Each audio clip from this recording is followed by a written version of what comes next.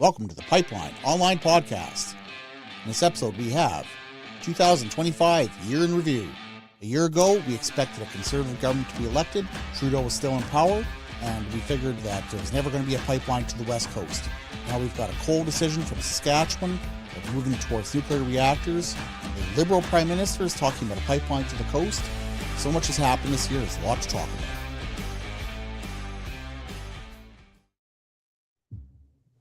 Hi everyone, it's Zinchuk and Bronwyn, Eyre, and we have got the 2025 Year in Review. We've even got a little bit of Christmas stuff here, but I've got my nutcracker earrings or Santa's or whatever there. Yeah, that's more decoration than I've done. Probably the biggest thing that impacted all of us here, though, is this. Bronwyn, you want to talk about what do you call it? Trudeau II and his departure and how that made you feel? Absolutely. Well, I mean, that was the defining thing that happened this year, isn't it? I mean, we saw what we thought would be a Chrystia Freeland upheaval, and lo and behold, it was a Carney upheaval, and it changed everything. I mean, it clearly, of course, changed the Liberals' prospects, and it certainly changed the trajectory of the country. Could argue maybe how dramatically it's changed the trajectory of the country and the economy, but it was a year ago much more unexpected than it actually became. Well, if Trudeau had stayed, was there any chance that he would have won against Poilievre, or Poilievre would have taken it? I think that it's pretty obvious that Poilievre would have taken it.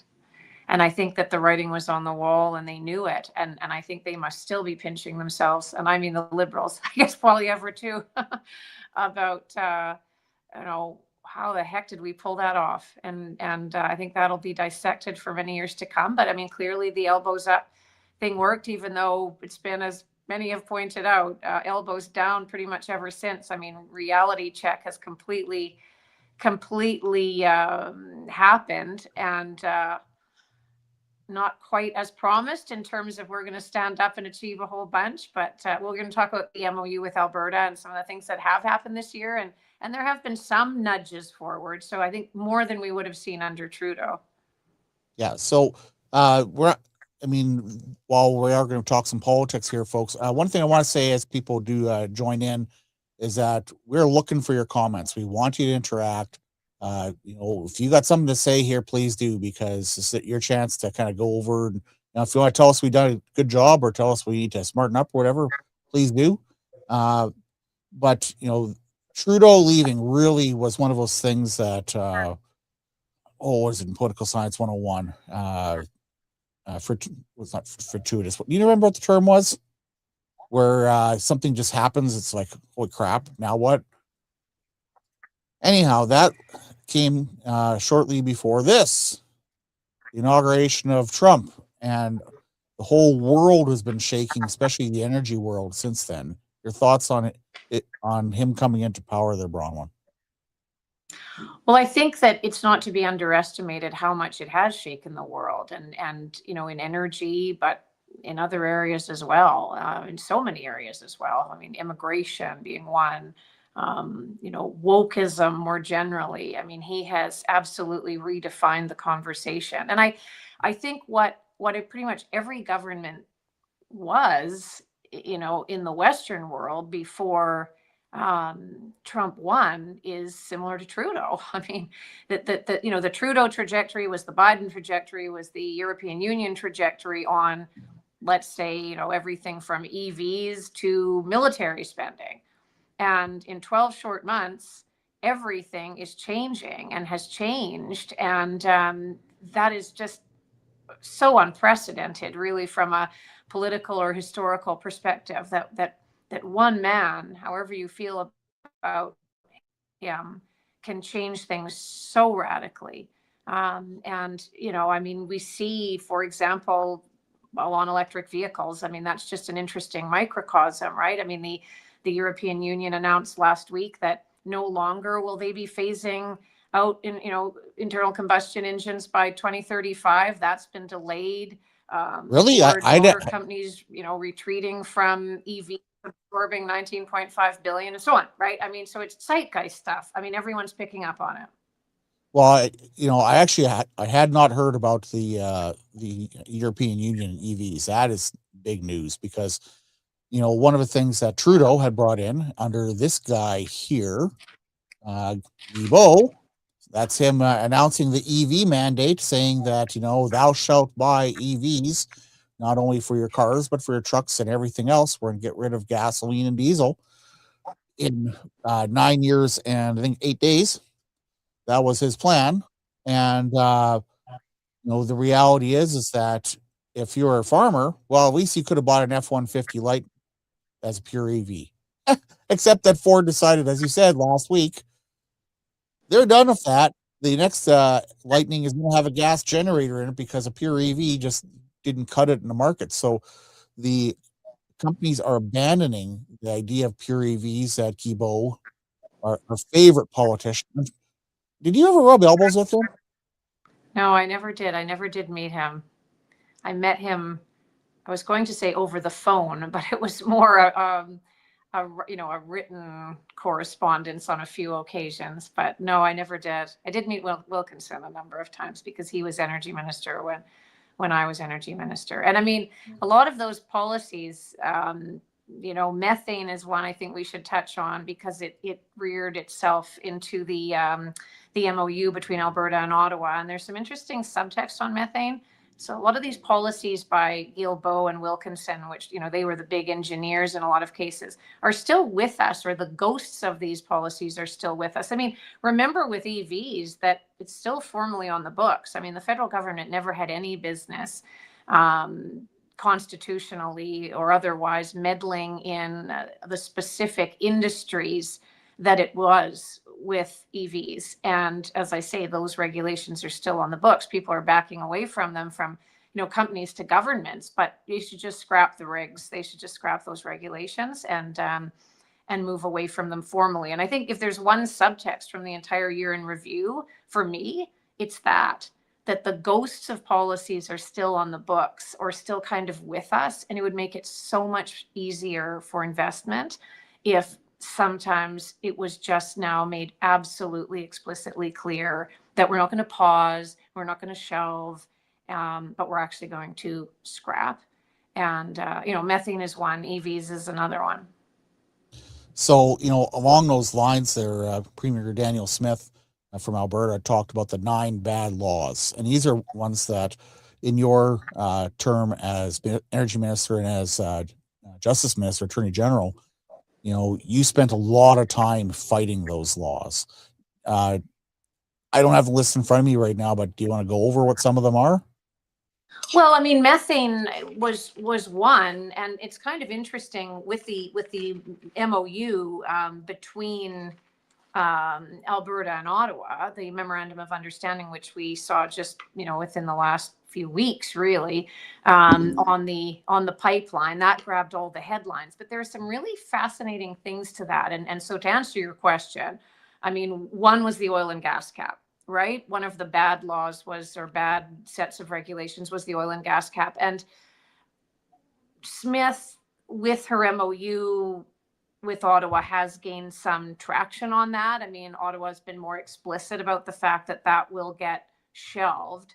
But when I was minister, we ran the methane mandates past the Saskatchewan First Tribunal in combination with the oil and gas cap, because basically they were using the methane as a production cap. It was just called methane regs, right? And so they were saying, well, we want to kind of just limit methane so much, like 75% by 2030, that in effect that would cap production. So we ran them through the tribunal together and found how astounding the cost impact to the industry and to the economy was.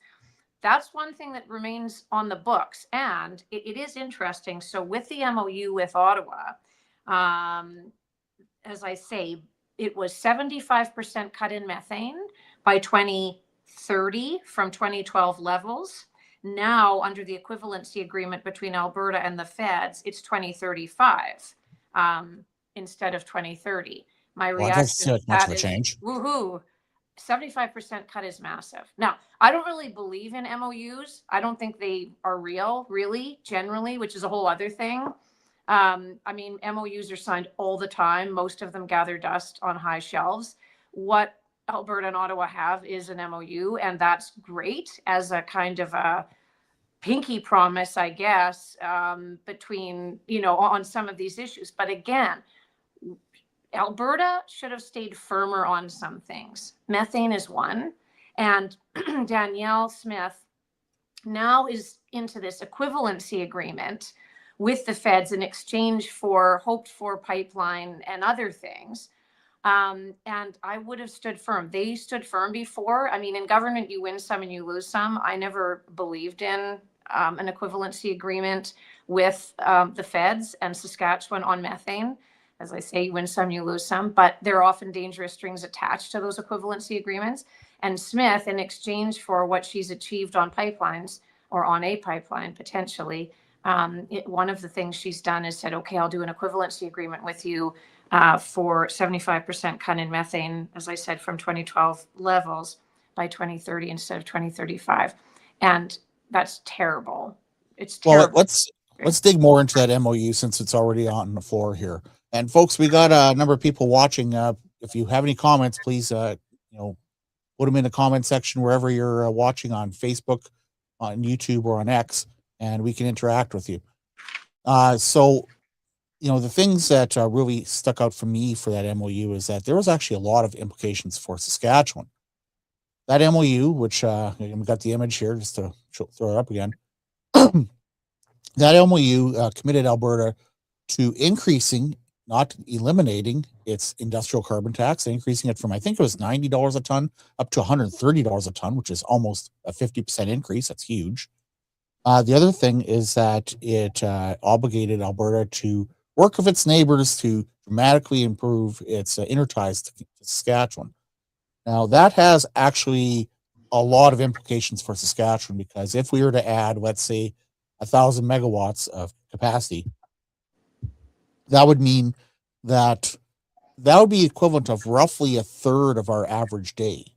But it also would mean that it might make it a lot easier for Saskatchewan to build large reactors. And we'll get into nuclear a little bit later.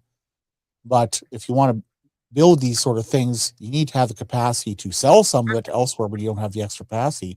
You also need the capacity for us when we shut one down for maintenance or whatever, something goes wrong for the day, that we need to be able to pull that power from a larger market such as Alberta. So that MOU actually had a lot of implications for Saskatchewan, even though we never signed it. And I actually talked to the premier about that last week. And, this is something that we're going to be going into discussions, obviously, at some point of Ottawa saying, hey, how about our coal there, guys? What about keeping these things going so that we can keep our lights on? And we talked about MOU and equivalency agreements. I'm reminded of the 2018 MOU that Saskatchewan signed that said that we were going to shut all this down in 4 years and 9 days. And we were going to build 3,000 megawatts of wind and solar. How's that working out? Well, and how many MOUs have been signed in the last year? If we're talking about an MOU, if we're talking about a year in review, I mean, there was an MOU signed, was it between Alberta, Ontario, and Saskatchewan on building a pipeline to Churchill? There was, there have been several interprovincial MOUs on a number of things, which, as I say, remain, in effect, pinky promises. They're good, they're fine, but as you just pointed out, they generally go nowhere, or at least risk going nowhere. And the concern I have with the MOU, I mean, again, there are so many things that are unclear, right? The tanker ban being lifted, for example, from northern BC. That's worded in a very interesting way. Basically, that it will be, there'll be consideration of it if and when the pipeline is built. Does that help investment? Methane. Well, we'll still cut it by 35. There are a lot of hedges in there, which I think have ramifications. What did Premier Moe say to you about that MOU with Alberta and Ottawa in terms of impact on Saskatchewan? Well, I think the electrical one was the big issue for that. And, as for the carbon tax, I asked if he would, what does this mean? And he says, like, we're a zero carbon tax province. So I don't think it's on that Saskatchewan's going to say, oh, we're going to mirror Alberta and add $130 per ton carbon tax after we've gotten rid of it. The probability of that, I think, is pretty much zero. So, the premier much better than I do, but I suspect he's going to go a little bit more harder nosed into any future negotiations on this. I really think that on the MOU, in some ways, Carney got what he wanted in the whole, and I've used this analogy before, but it's worth repeating. The whole Wimpy from Popeye, I'll gladly pay you Tuesday for a hamburger today. Well, Carney convinced Smith that Alberta industry will pay that carbon tax today for a hamburger for a pipeline they might get when. I don't know. And I think that's really, one of the things where Carney probably walked away from that and God, that's going to work for us. Well, there's a lot of chess at play there. I hope that some of it is just, we're going to cast this in vague language so that, we know that ultimately some of this stuff actually will happen. And I found the wording around the tanker ban. It's potential exemption from tanker ban remains in place. I mean, wouldn't it be great if it was just an exemption, right? So despite the MOU, potential exemption from the tanker ban remains in place. Again, I think just on the MOU, just as people have said, heavy on aspiration, light on substance, too vague. The feds say they hold the cards constitutionally, and yet BC and First Nations have to be on side. That's, as we've known and seen since the MOU was announced, problematic. There's going to be meaningful consultation with First Nations. That's always prone to interpretation too. Meanwhile, UNDRIP, the UN Declaration on the Rights of Indigenous Peoples, is getting baked into increasingly more judicial decisions, which is something that I'm going to get more in depth in 2026. One thing is, on the MOU, I think one thing which was very low profile, and I just don't understand, and maybe it did come up with Premier Moe, but I don't understand why it isn't and hasn't been more of a headline item, and why Saskatchewan, for example, isn't heralding this. EOR, enhanced oil recovery. The feds are allowing access to federal tax credits for capture carbon projects that use CO2 to boost oil production. Yeah, actually, I did talk to him about that for years. Okay, well, I mean, that's the only way that CCUS, that carbon capture, utilization, and storage, is economically feasible.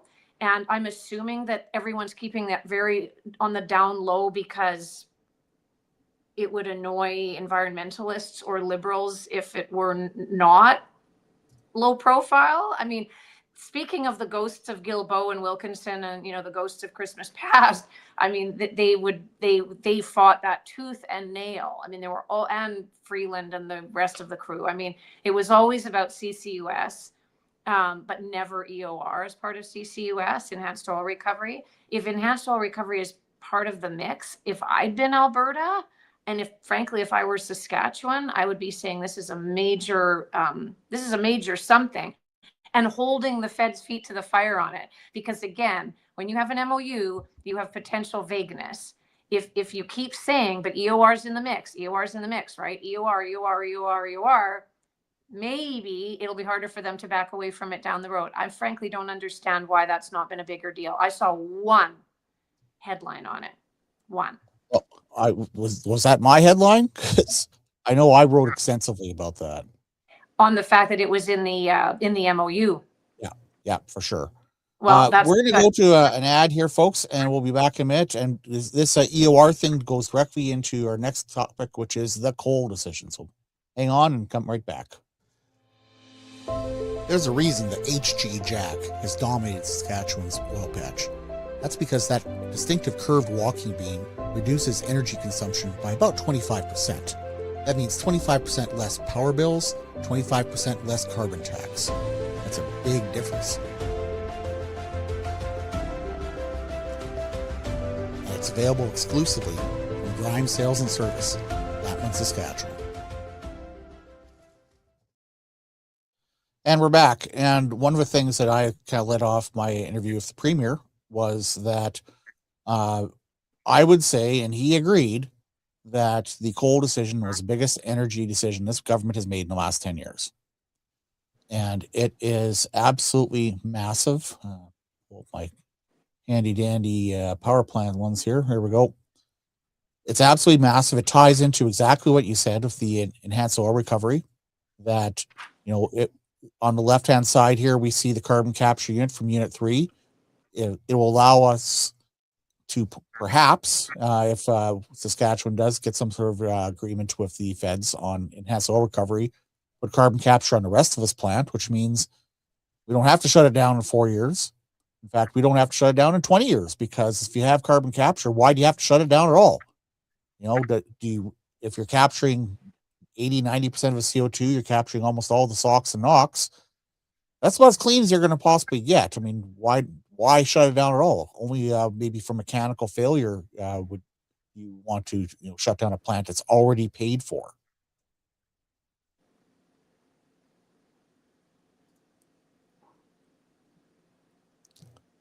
So you there? Yeah, you cut out Sorry, for a sec.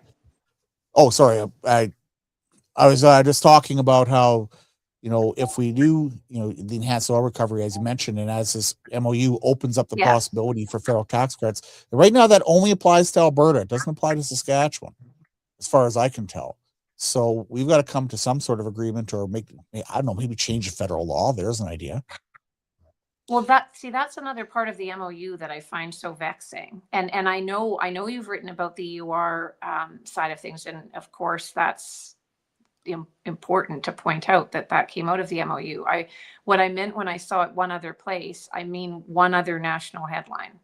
Right. And I think that's so interesting, because while there's been quite a lot of ink spilled about CCUS, there hasn't been talk about, well, actually this is a reversal on what the federal government under Justin Trudeau, Guilbeault, and Wilkinson insisted on for years, namely that there be no assistance of the fossil fuel industry or fossil fuel sector at all with enhanced oil recovery. So I just think that's kind of certainly a best kept secret, but it shouldn't be a secret.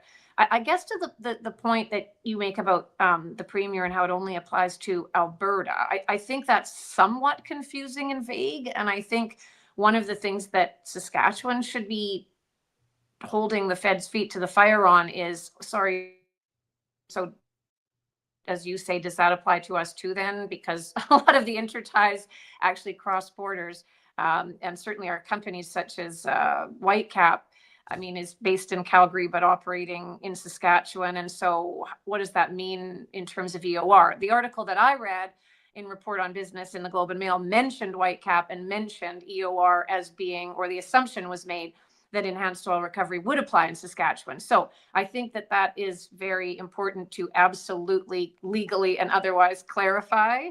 But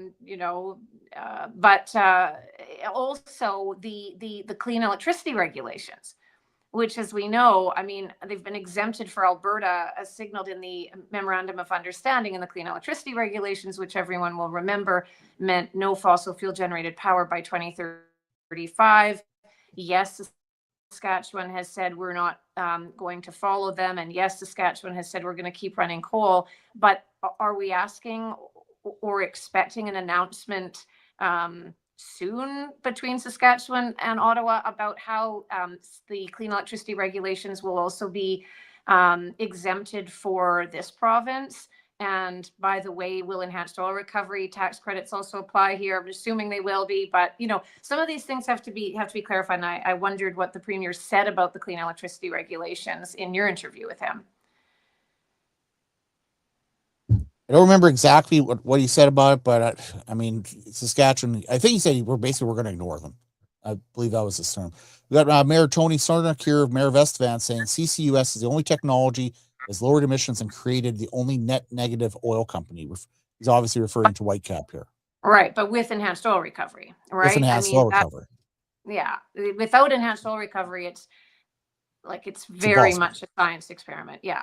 Yeah. Yeah. And so that's the whole So, point. So it's huge. It's huge. I think that Canadians more generally should be having a conversation around that which came out of the MOU. And also I don't really like these one-offs. I think that's another weird thing, a byproduct of the memorandum of understanding that's happened, where you now, and we can get into this, I mean, Bill C-69, again, another ghost from Christmas past, all these things that remain formally on the books, and then suddenly it's like, oh, it's going to be sort of exempted maybe for Ontario with Ring of Fire, and one project, one approval. It's going to be provincial. Very vague still exactly what that means, and whether the federal language of C-69 will just be integrated into provincial approvals or not.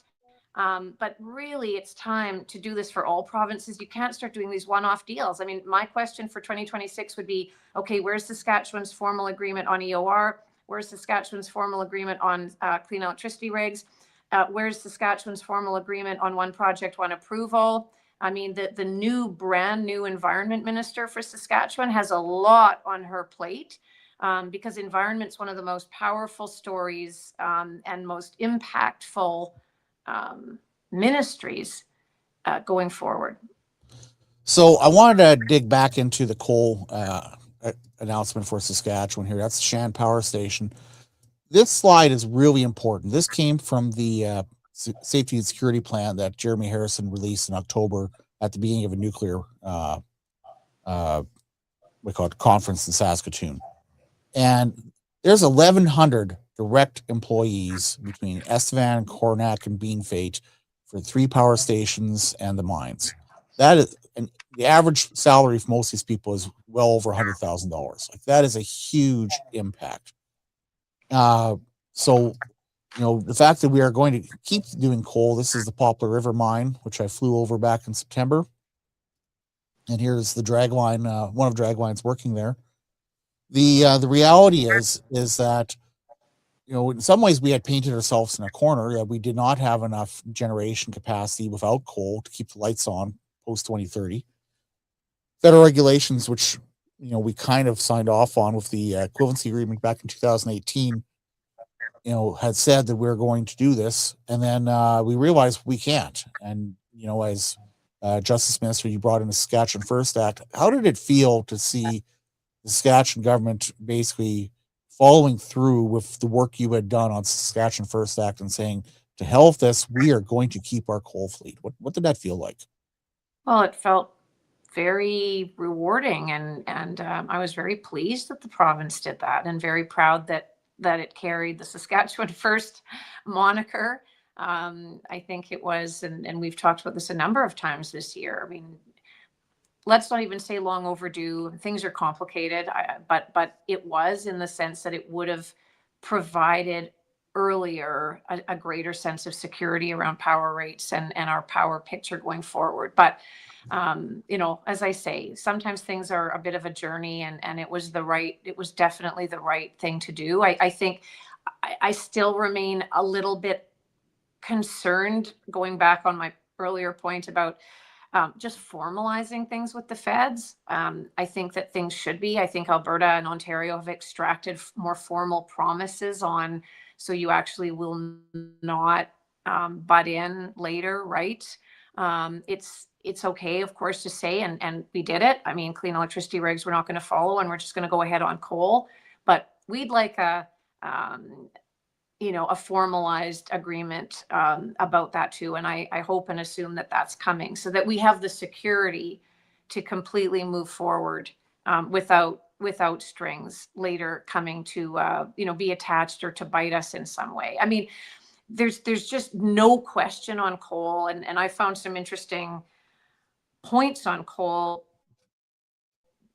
more globally, but of course it relates back to what we're trying to achieve here in Saskatchewan, right? I mean, it's fascinating. We all know, people always say, well, China's building all this coal, but I mean, it is fascinating to point out that the latest trade figures from China, the country's trade surplus in the first 11 months of 2025 will exceed 1 trillion US, in spite of Trump's tariffs.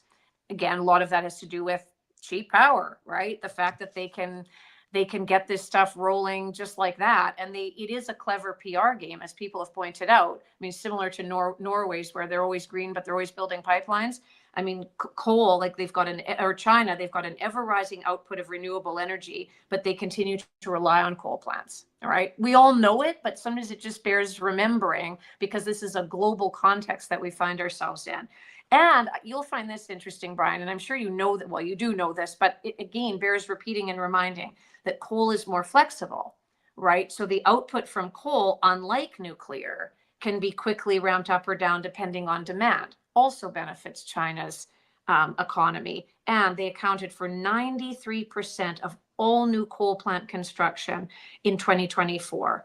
So those plants will boost electricity generation capacity by almost 95 megawatts, the highest rate in a decade. So it's just so important that Saskatchewan position itself, even if it's all alone in this, as advocating for efficiency in terms of power.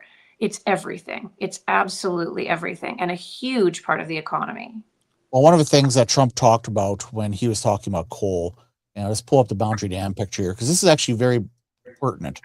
So that, see that big black thing? That's a pile that is generally 2 to 3 weeks worth of power generation stockpile, and that stockpile is kept there, rain or shine, no matter what the weather. They try to build it up before the winter, and they used to keep it a lot higher, and then they kind of let it go down a little bit. Then the flood came. It's like, oh, maybe we should keep it higher.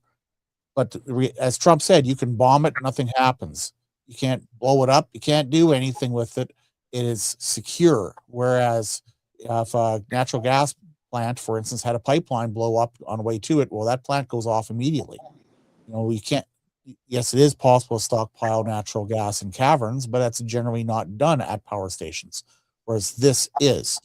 But Yeah. this leads to the next thing I want to talk about, which was that before I leave coal, we were supposed to have a site selection by the end of 2025. We don't have that yet. So that deadline may be slipping here a little bit. So let's see what's happening with that I'm talking about for nuclear here. Yeah. So Did the Premier let's talk about that? here. This is the nuclear power station we have signed on for to build. However, we're not fully committed to it yet. And the interesting thing from my interview last week with the Premier, I kind of needled him on this, is that it sounds increasingly like we might end up building these instead. Mm-hmm. The Westinghouse AP1000, which is 4 times the capacity of the General Electric model. And by the way, 2 years ago, Cameco, based in Saskatoon, bought 49% of Westinghouse. And every conversation I have, with the senior people in government, with the conference that I attended in Saskatoon in October, it seems increasingly that maybe we might wait a week or 2 or 3 or 4 on the SMR thing, and maybe we might just go straight to the big ones.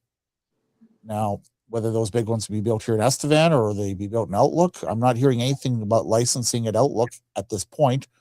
So, that would most likely mean they'd be built at Rafferty here. But, getting back to the whole Trump thing, that guy just a couple weeks after the conference said, oh, yeah, we're ordering 8 to 10 reactors, and the price is going to be between 8 to 10 billion each. US, which puts a price point on it, which gives you economies of scale, which means if we tack on to that, all of a sudden, maybe going big might be the better way for Saskatchewan. What are your thoughts, Bronwyn? Or we just stick with coal. That'd be the cheapest. No, I think that probably, I mean, I think you've done quite a lot of work on this throughout the last year, because you have read the tea leaves quite a bit and talked to a lot of the players on this. And I think you've kind of come away with the impression that we'll, probably be moving to more of the, the bigger model, and that might actually be more efficient if, and because it's more established. I mean, everyone knows how that works. I mean, look at France, right? It's a nuclear nation, and we see what Ontario has done, and so there's all that corporate knowledge and proverbial learning that we can bring to bear on the bigger models as opposed to the SMR models, which are still experimental. I mean, people can puzzle on why it's experimental, and I remember so many times hearing, well, it's like a submarine. Well, that's all fine, but it's been proven to be experimental and extremely costly, right? To get it above ground, as it were. So I think that's, very possibly where things are going. I mean, I again, just as you say, before we leave coal and on this global picture and going back to the beginning of our conversation about how the world has changed in 12 months. I mean, the power conversation, the coal conversation, right? It's incredible. And I was just reading on the European Union, and we talked about how the European Union has changed, how many things it's changed over the past 12 months, including on EVs. But even I mean, they have formally been winding down coal. So, as Biden was, as Trudeau was, as Saskatchewan was, Poland is apparently the last man standing. Half of its electricity comes from coal. It's done now, supposedly by 2029. We'll see with the change in the world, right? And the other one is Germany is building gas-fired power plants on the condition that they can put on hydrogen at some point. And I wrote in the margin, bah, ha, ha, ha, ha. So, well, the Germans blew up their last reactors here this year. I mean, it's just utterly ridiculous that they would do that, and then they're going to build to. I mean, everyone talks about hydrogen being, it's the fuel of the future. Well, we drilled in Saskatchewan. We drilled the first hydrogen well in November. Yeah. I don't know if they found anything or not. They haven't released that, but they drilled the first targeted hydrogen well. Now, just put this in perspective. To have a natural gas industry that fuels us right now, and hydrogen would basically have to replace it at least 1-to-1. Alberta and Saskatchewan have hundreds of thousands of wells to have that industry. We currently have one. Yeah. So the world had gone absolutely nuts. And there's still lots of nuttiness, right? I mean, even that's nutty. Like, we're going to do gas fired. No, they'll just do gas powered. Good. That's good. That makes sense. But, this hydrogen stuff. And I mean, the other thing is, you probably know, I came upon this in all this reviewing of the review. New Zealand, now currently in the jaws of recession, its only oil refinery was deliberately destroyed. Destroyed, I don't know what that means. I mean, actually destroyed or shut down by Jacinda Ardern, former Prime Minister of New Zealand, great buddy of Trudeau's. Again, we were all on the same trajectory. Destroy, destroy coal, destroy refineries. I mean, the stats are astounding. They are now 100% dependent on imports. Utterly we ridiculous. We were going that way, right? Same deal. Now everything's changed. It's been quite a year. So since you're talking about refineries, let's get into oil right after the next break here. For your well servicing needs in southeast Saskatchewan and southwest Manitoba, you need the General. That's General Well Servicing of Cardiff, Saskatchewan. They've got a fleet of double, triple rigs, pressure vessels, and lighting rentals ready to serve you. They can perform rig assist and frac assist operations as well. Call Kevin at 306-482-3244.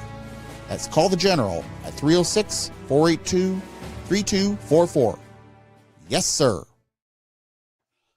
I was actually hoping to go to Cardiff today and deliver some cheesecakes out to General Well Servicing, but every time I plan on going, the forecast is for freezing rain. And it's been 3 times in the last week, and I just haven't been able to get out there. I mean, I'm sure they're not chicken of driving on icy roads, but I sure am. So, Brian, the cheesecake maker, that's like a secret skill, which is very impressive, especially on the scale that you make them. They come out of the oven like 12 at a time or something. 4 at a time. So I want to talk about oil here because, going back to the beginning when we had this guy here, where is he? Mr. Trump, bringing out his trade war. One of the things he campaigned on and is getting, and I have mentioned every single time I've been on Brave for the last year, is that Trump said he wants lower oil prices, and he's getting them. And I took a look just the other day at the graph, and it's a continual like this all the way down as the year has gone by. And yes, today it's $57 a barrel, and a couple of days ago it was $55 a barrel. And let me tell you, activity at that price point in the patch goes to, it's Yeah. just, it is really tough. It's going to be a very hard winter for not just the drilling people like this, but it's going to be a tough winter for the service companies. I mean, when it comes to the maintenance, that stuff doesn't hurt as bad, but at $55 a barrel, no one's making money. People are going to be in cutbacks. Service companies are going to be asked yet again to reduce their rates, even though they haven't caught up to their 2014 rates yet. And they're getting on top of the double whammy of the multilateral well program. Not such much the government program, but the advent of multilateral wells. And I've been chirping about this for basically the whole year, but I really want people to know what's going on. Mhm. Is that these wells that were going to be developed anyhow? I mean, this is the new technology is clear. People are going to do this. They are taking over. Most of the rigs in southern Saskatchewan now are drilling multilateral wells. A few rigs that aren't doing SAGD in northwest Saskatchewan drilling multilateral wells. And a year and a half ago, the province brought in a program to say, well, if you do these type of wells, we'll reduce your royalty from 17.5% to 2.5% for the first 100,000 barrels, which for a lot of wells, that may be their entire production or the vast Mhm. majority. And I've been talking to some people at the ledge there. I'm like, you might want to pay attention to the fact that if most of the wells drilled over this 4-year program end up being multilaterals, you're going to have a finance minister come 2029 looking at the revenue side saying, where'd all the money go? Yeah. Oops. Yeah, we gave up a $1.5 million per well times a few thousand wells. Oh, yeah, we can't afford to pay for anything. So I don't know if the multilateral program was the smartest idea. But as a former energy minister, can you speak to this at all? I think if I had a do-over, I've thought about this quite a lot. Incentives are tricky. Like incentives are such a fine balance, and you just always have to worry about over interference in the market. And I mean, there were some I forget the acronyms now. One was there were a number where we said, for example, in the, it wasn't only in the energy field, but it was in related sector, whether it was Ogpie? lithium. Oh, that's right. Those OGPI and SPY, right? Those ones. Yeah. And it was that government funding follows investment. And I was always very, very fierce about that, and very, I wanted taxpayers to know that. That there was, for example, with building of infrastructure for certain projects, they had to build it, and then it had a certain number of year leeway, and then there was potentially some to attract that investment, right? All governments do it. You just have to be very, very, very smart about it and very sparing about it. And I guess you're saying, and I, the multilateral one is one that potentially, I mean, could have been a bit more studied in terms of broader impacts. I think one of the biggest lessons that one of the biggest things that one should always look at with anything is, have other provinces tried something similar, and where has this headed? Any apples to apples comparisons, because often there are, and you can kind of see, maybe 10 years out where this went. Everyone's out for investment. But I mean, it's funny, you mention that. And as I say, I guess jury's still out on multilaterals, but you raised some really good points, and have raised some really good points on it. I mean, I was reading a bit about the critical minerals space in preparation for today. And there again, right? I mean, it's been pointed out that the Critical Minerals Sovereign Fund, which was outlined in the federal budget, is highly interventionist. Basically, taxpayers are going to take equity stakes in companies, make deals to buy minerals directly. So that's direct political interference with all the risks of that. Quebec Graphite Company is going to be one of the first benefits right out of the gate, like quelle surprise. And copper. A lot of people are saying, and with this Foran project, which I've been very in favor of, it's all good. But again, copper has a mature market. It doesn't require price guarantees. And as has been pointed out by a number of people over the last year, we've talked about EVs a bit, so far this hour. Anything EV related now, be worried about in terms of certainly governments investing. If the private want to invest, great. But how much they give Stellantis? Oh, well, what, 15 bill? And did any of that actually get spent here, or are they spending in the US? Well, and that's one of the biggest things about, so on this EV retreat, right? So Ford Motor Company writes off or absorbs 19.5 billion. Canadian taxpayers not so lucky, right? Stellantis alone, 15. If you started looking at all the EV, I almost literally don't even want to know, because Ontario, I've written about it in the past. We both have, right? I mean, what is it? Up to about 100 billion in subsidies between Ottawa and Ontario. Where is all that gone? And that, again, the world was on that trajectory. And I frankly can't believe, I get annoyed. Well, I certainly am annoyed about Stellantis and the federal subsidies and just those subsidies. But I also get annoyed at companies for having been so naive about their own. I mean, they have shareholders too. And 19.5 billion write down, like, I guess if you can do it, but wow, you didn't see that coming. You didn't see that coming, that you were so subsidy dependent that it was just propping it up fakely. And I mean, look at the German auto industry, like they've destroyed themselves. It was like the Wirtschaftswunder after the Second World War. Everyone wanted German cars. They were the most amazingly built cars and they've destroyed themselves because it's woke economics. I like to put things in perspective for people whenever I can, because those numbers, billion here, billion there, 10 billion, whatever. Most people are like, blah. Yeah, absolutely. But okay, totally. So if we're looking at 19.5 billion US, that would be roughly 30 billion Canadian. And to put that in perspective, Saskatchewan budget passed in April was 21 billion Canadian. So we're talking about roughly 50% more than the entire provincial budget of Saskatchewan. That's how much Ford lost on the Lightning and its EV venture.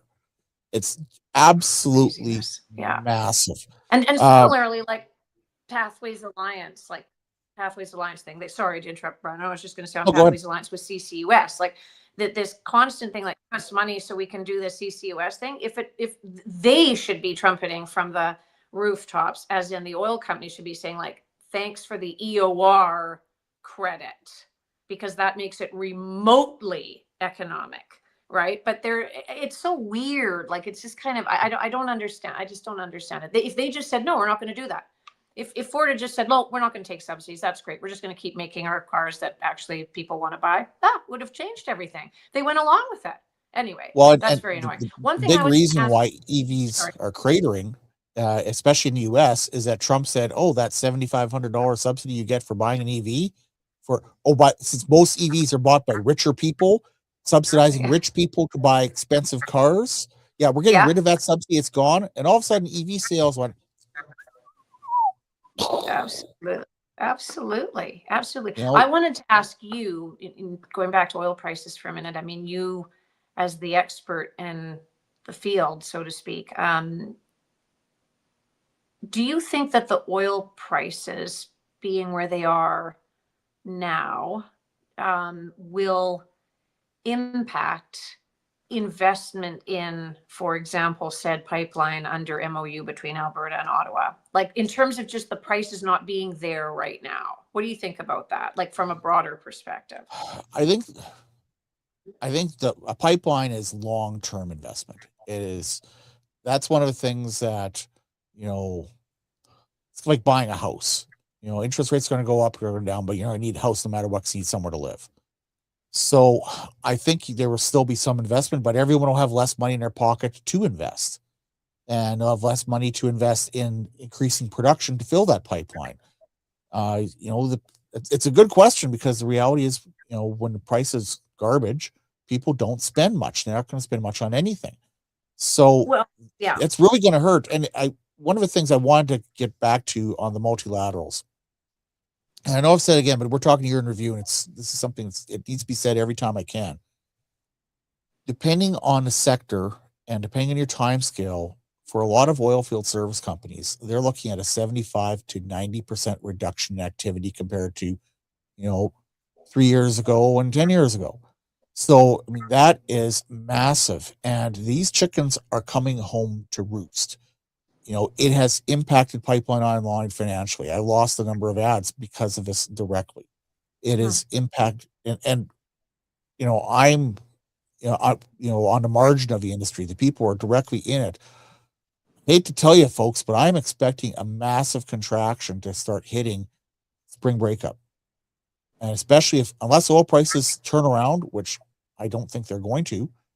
Uh, you know, Trump is on the verge of starting a war with a major oil producer, and prices are going down, not up, as he's seizing tankers, which is, throws conventional wisdom of the last 60 years totally on its head. Uh, I can't see a recovery anytime soon, and I hate yeah, to tell you, folks, but you got to buckle down and be prepared for a tough 2026.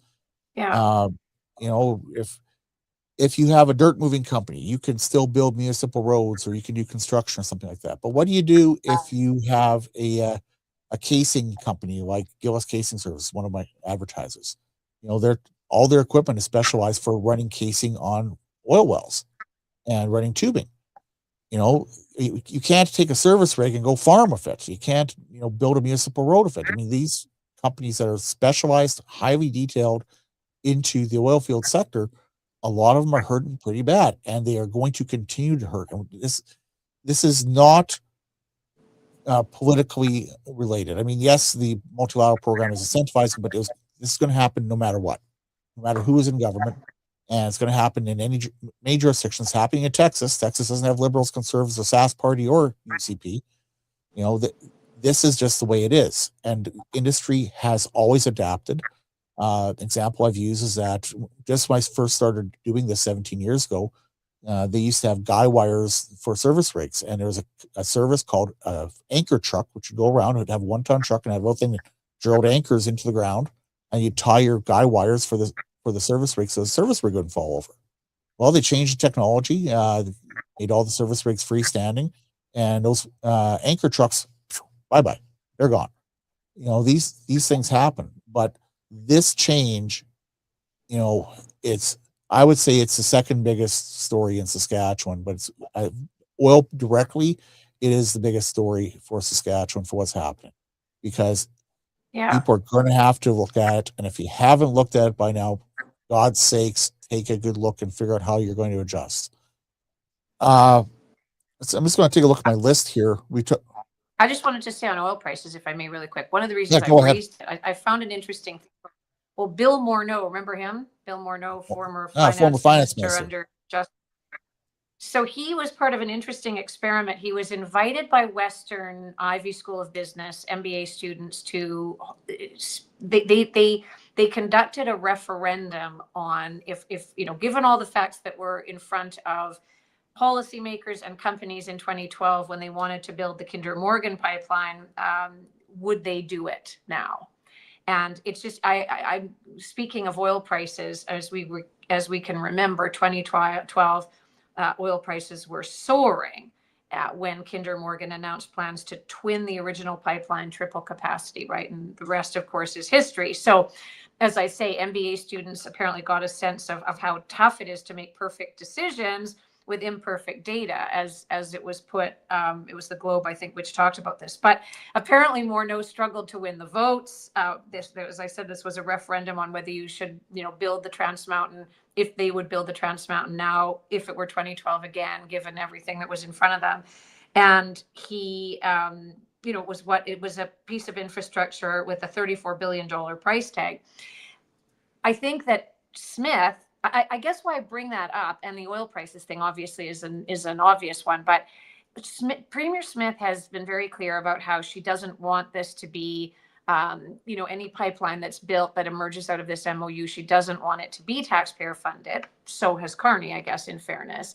But are we not at great risk of history repeating itself if we don't get the private investment, which, yes, might relate to oil prices? Absolutely, for the reasons that you've just laid out.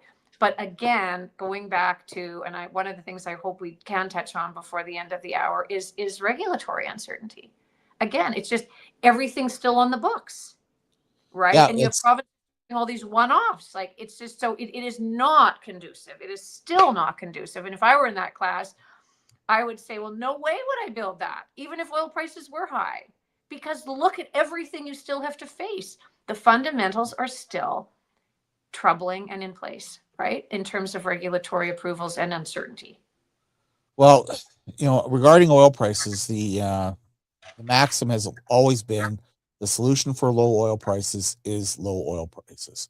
And what that means is that as people stop making money and production gets, has natural declines, goes down like this, what happens is that it will end up in shortage of supply, which we don't have right now. There's a worldwide glut of a few million barrels per day.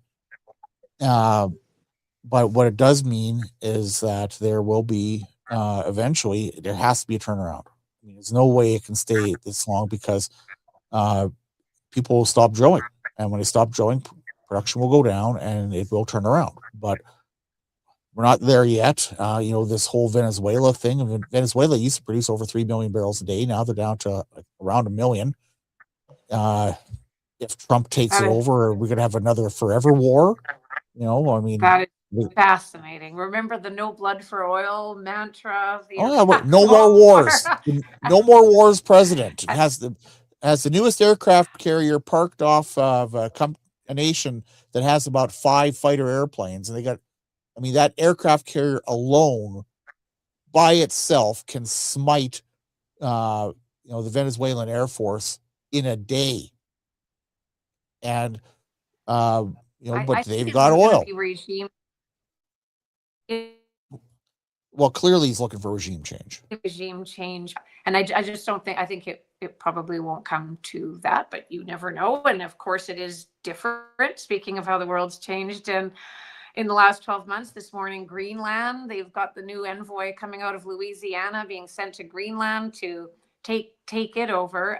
So it's different. Well, the United States tends to do invasions around Christmas. I actually had a thing on one of my favorite web pages. Just showed up. It was the anniversary of the invasion of Panama. They did it just before Christmas. We could be starting our next podcast by saying, "And hey, how's that war going?